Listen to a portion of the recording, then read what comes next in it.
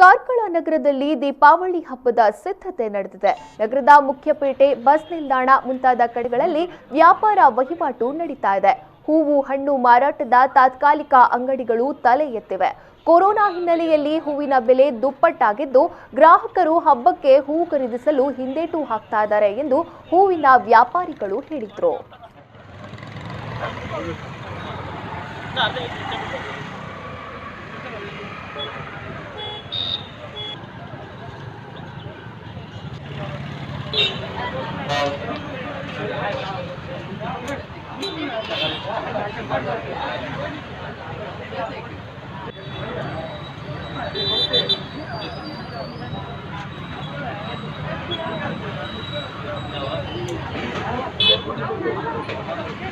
Rate ಸಿಕ್ಕಾಪಟ್ಟಾಗಿದೆ. ಸೇವಂತಿ 100 ಸಾವಿರ ಆಗಿದೆ, ಮಲ್ಲಿಗೆ 400 ರೂಪಾಯಿ ಆಗಿದೆ, ಎಲ್ಲ ಗುಲಾಬಿ ಎಲ್ಲ 15 ರೂಪಾಯಿ ಆಗಿದೆ, ಚೀನಿ ಮುಳ 50 ರೂಪಾಯಿ ಇದೆ, ಗುಲಾಬಿ ರೂಬಿ 50 ರೂಪಾಯಿ ಇದೆ ಮುಳಕ್ಕೆ.